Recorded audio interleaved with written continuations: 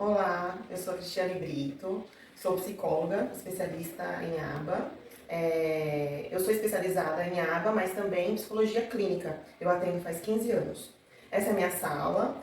Ela não tem muitos detalhes, ela é branca, justamente para trabalhar com diversas situações. Muitas crianças dentro do espectro, ou com TDAH, ou outras questões, quando a sala tem muito enfeite, é muito decorada, acaba tirando a atenção, o foco da criança. E não é isso que a gente quer. Tenho brinquedos aqui dentro do armário para trabalhar, enfim, mas em outro momento eu mostro. Temos jogos para trabalhar questões pedagógicas, questões emocionais, enfim, entre outras coisas. Hoje eu vou falar mais do desfraude. O desfraude tanto de criança dentro do espectro ou com outras questões, né? Então neuroatípicas, neurodiversas, que é isso que a gente vem falando hoje em dia, como crianças típicas, neurotípicas. Funciona da mesma forma, né? Então o que é necessário para o desfraude? Inicialmente é importante entender se a criança tem idade, né? E se ela já tem controle dos esfíncteres. Como que a gente vai saber se ela tem controle dos esfíncteres, se ela está de fralda? Geralmente a criança que já está apresentando o controle dos esfíncteres, ela acorda seca. Então a mãe percebe que em algumas manhãs ela acorda seca, a fralda ainda está sequinha, não foi usada. E aí a mãe começa a perceber então que essa criança tem controle de algumas horas dos esfíncteres. E nesse momento é importante entender como é feito o desfraude. Então o que a gente precisa fazer? Selecionar o melhor item do banheiro. Geralmente as mães optam por piniquinho ou redutor de assento. Eu aconselho que seja usado o redutor de assento com escadinha ou redutor, e vai precisar de um banquinho para que a criança tenha acesso, mais autonomia para usar o banheiro. Por que o redutor de assento é mais interessante?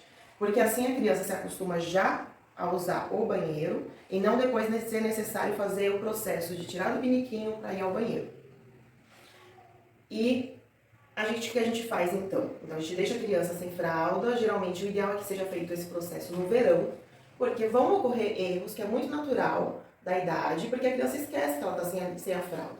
Então depois que a gente retira a fralda, a gente explica, olha, o xixi é aqui, né? Mostra para a criança, pode trabalhar também, tanto para as crianças típicas quanto atípicas, com imagens na parede, explicativa, tem muito na internet.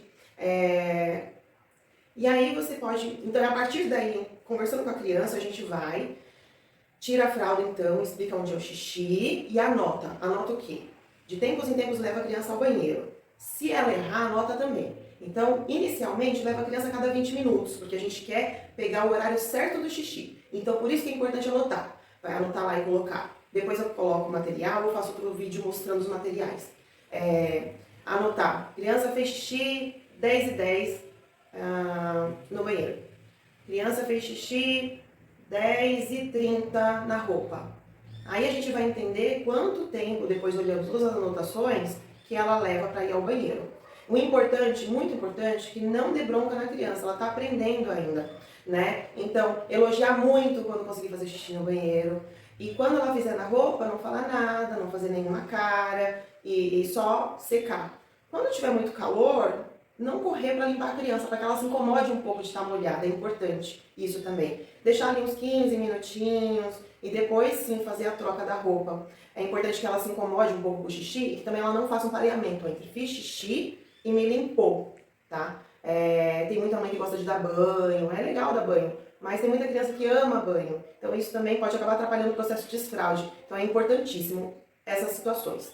Anotar o xixi, elogiar os acertos, permitir que ela dê descarga no acerto, dar tchau pro xixi, esse processo todo mais lúdico. E quando houver o erro, não falar nada, não fazer caras, não reclamar, não explicar. Criança entende. Eu considero que mesmo as crianças dentro do espectro ou com outras questões, eu entendo, para mim elas sempre entendem, porque realmente eu já tive muitos casos ao longo desses 15 anos que me mostram o quanto elas são espertas e o quanto elas compreendem o que a gente fala, o jeito que a gente fala. Então é importante que não repreenda a criança nesse momento de aprendizado e nem depois. Bom, em outro vídeo eu posso explicar melhor essa situação, como a gente faz o desfraude, até disponibilizar imagens de produtos que podem ser usados. E fica para a próxima então. Obrigada. Tchau.